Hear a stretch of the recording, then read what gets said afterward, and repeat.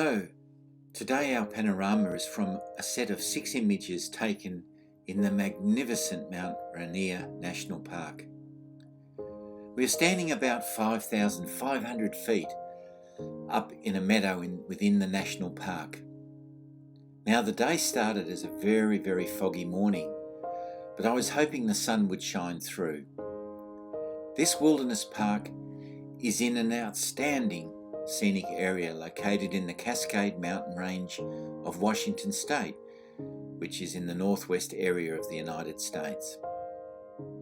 Choosing a spot near a large pond where I hoped the cloud covering the glaciated volcanic peak would lift if I waited patiently enough, I scouted the whole edge of the pond to find just the right position.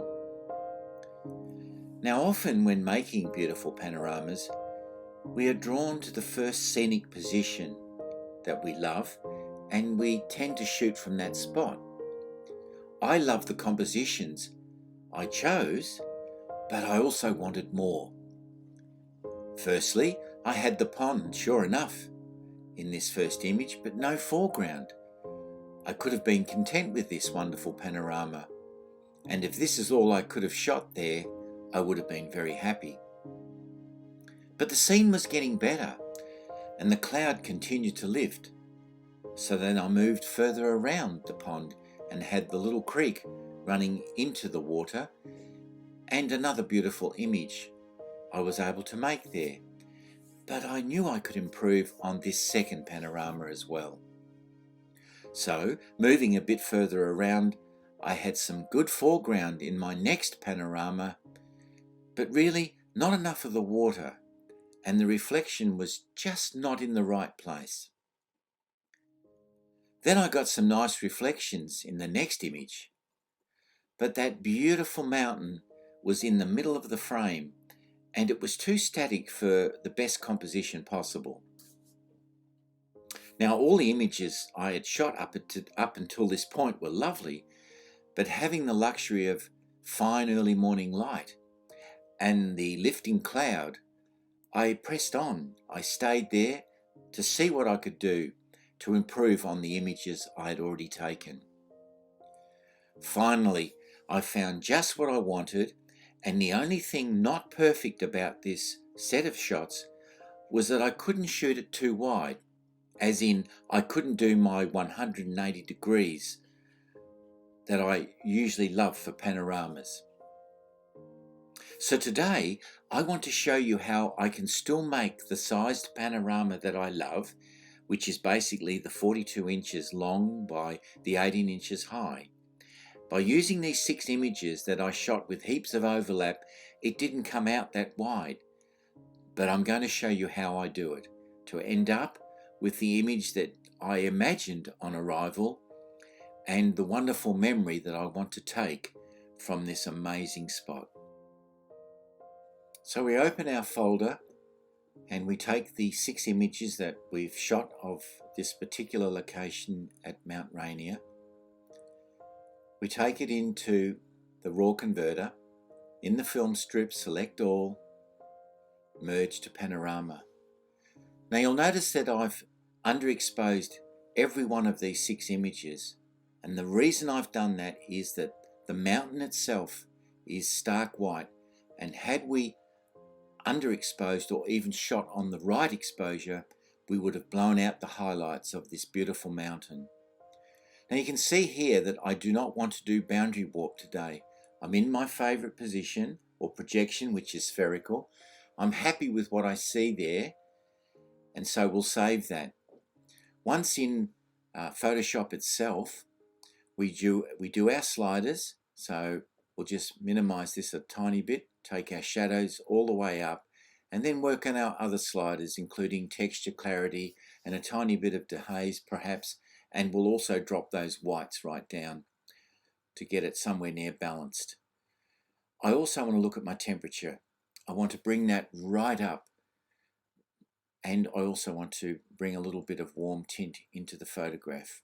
It was a gorgeous morning scene and there was lots of light bouncing around. I want to replicate that in how I use my colors, how I use my vibrance. Now, a little bit of gradient in the top, being very careful with our temperature and our tint and also the exposure. And we can pull that right down as long as we've got our aeroplane above the top edge of the frame. Also want to do a little bit on the bottom, just a tiny bit, and we will change the tint of this. It's more green and less blue. And we'll do one on each side just to get the ball rolling, so to speak. And once we get this into Photoshop, we can tweak these edges even more. Okay, so we click that off to make sure that's okay. Let's look at our contrast and exposure now. Just tweak that a little bit. Then we'll go into our saturation and we'll bring our oranges up. Not too much though. Red's quite a bit. There's quite a lot of red in the foreground. And once we sort out the yellows towards the lime and the oranges, we will then bring our reds down. I just want those reds to pop that a little bit more in the foreground there. And that's looking really nice. Okay, so that's about all we need to do now. So we'll open the image. And today, when the image is opened, I'm going to show you a special treatment that I will do with this image. Because as I mentioned in my introduction, the actual photograph is not wide enough for a pano.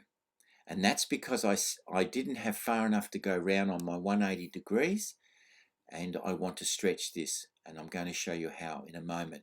First of all though, we have a little bit of cleaning up to do in our photograph. So we use the lasso tool and we go into fill, content aware, okay, in the normal mode and 100% opacity. Click on that, and then there's another one here quite near the mountain that we want to get rid of as well. Again, we lasso that, we fill it in content aware at 100%. And now we're going to play with the cloning tool somewhat. We don't often get this right the first time. Sometimes our opacity is a little too high, and I can see already that that's not going to work. So into the history, just step back a bit, lower the opacity some more. And this is only the initial step. I'm going to do some more work with the sky, particularly around this area in a few moments. Let's see what else we need to clean up too. There's my shadow of my tripod and my arms in the foreground there. I need to get rid of that in a moment. However, I'm just going to bring down the gradient a little bit on the top of the image before I now work on cloning out my own shadow there in the corner. Once I've done that, I'm just going to bring some slight shadow in there, and I'll work on this again in a moment. I'm just doing some greeny black, and once I'm happy with that, I'm now going to show you something very interesting. The image size. Can you see here it's 32 by 18? The 18's fine in the height, but my width needs to be 42 to make it the true panorama that I love. So here's the trick, into canvas size. Now, we're going to work on not the height, but the width. And we're going to build a canvas on either side of it. So give it plenty of room. We'll flatten that to get a white canvas. And then carefully using our rectangular marquee tool, that's the one I want to show you, we're going to stretch the landscape on either side of Mount Rainier. So transform scale, and then holding down the shift key, we just carefully stretch that out towards the left first of all. Don't overdo it. We don't want to stretch the mountain itself, so we're working either side of the mountain. Now on the right side, again edit and transform scale. Again hold the shift key down as we pull that to the right. That's looking great. Now, as I crop it, I'm going to take some of the sky out, and I'll show you in a moment why. Here we go.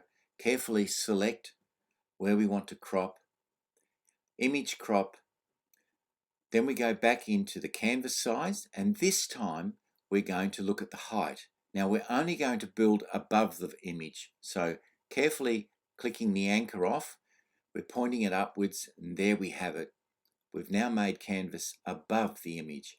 And what I want to do very carefully is just stretch that mountain a little bit higher, for the reason that when I resize it, it's going to come just in perfectly. That's enough. Click that off, and then using our marching ants, we crop it, then we go back into the image size, and you can see I'm nearly right. So taking the constrained proportions off, as you can see there, constrained aspect ratio off, 42 inches, and then back to 18. This is my perfect ratio. There it is. Absolutely beautiful. That's what we wanted.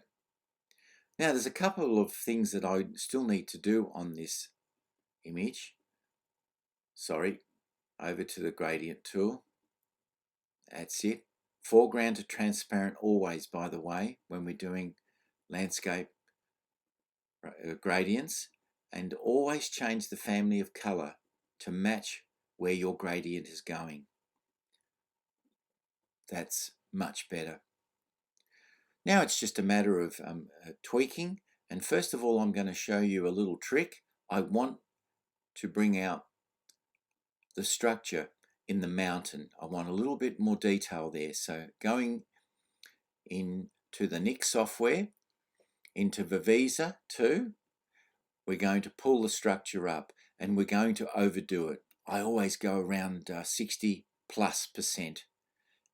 and of course it ruins the whole photograph, but we've made a copy, so we'll be able to put a mask on that in a moment and just blend back in what we want. Okay, here we go. Make a mask, then we fill that with black. We take our brush tool, we change the mode to normal, the opacity right up, not quite 100%. Then maybe that bit of cloud. And look at this, if we overdo it and go over to the other side, just change our foreground color, get rid of that, and then 100% just for the mountain. And I also think I'll do the reflection as well. There we go.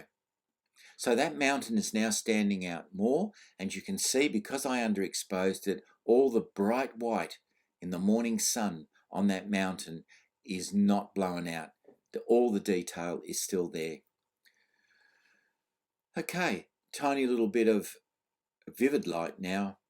Watch our opacity, bring it right down around the 10 or 11%, and just very carefully with the right family of color. So we've got some lovely creams that we want to highlight the flowers and the small pine trees in the foreground, and maybe wipe through some light in the background once more. That's looking a lot better. And once we've done that, we can change the color to the water. So eyedropper into the water, and it doesn't have to be exact, it can be somewhere near. Get our brush down to the right size for where we want it, and just a tiny bit of extra light through that reflective water, and we can add a tiny little bit of that beautiful color into the water in the foreground, because that's part of the feature. It's the pond, it's all the detail in that pond, and we want to highlight it in this lovely panorama. Okay, so there's not much more we need to do to that. We had perfect light, we had a great location, and we've only just tweaked what we need to. So a clean white, and just give us a moment. No, it's not flat, we're right. Put the marching ants around it, a stroke, 2 pixels on the inside, and if we go out to our black background, we have a magnificent picture looking towards Mount Rainier with the clouds lifted, the reflections how I wanted it, the beautiful foreground, and some lovely detail from the left side to the right side. We couldn't have asked for better. And this was the final image that I shot that morning at that particular spot.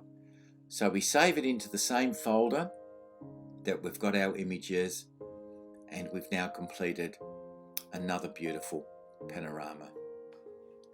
Shooting panoramas is a superb way to record a scene that gives us an emotional high.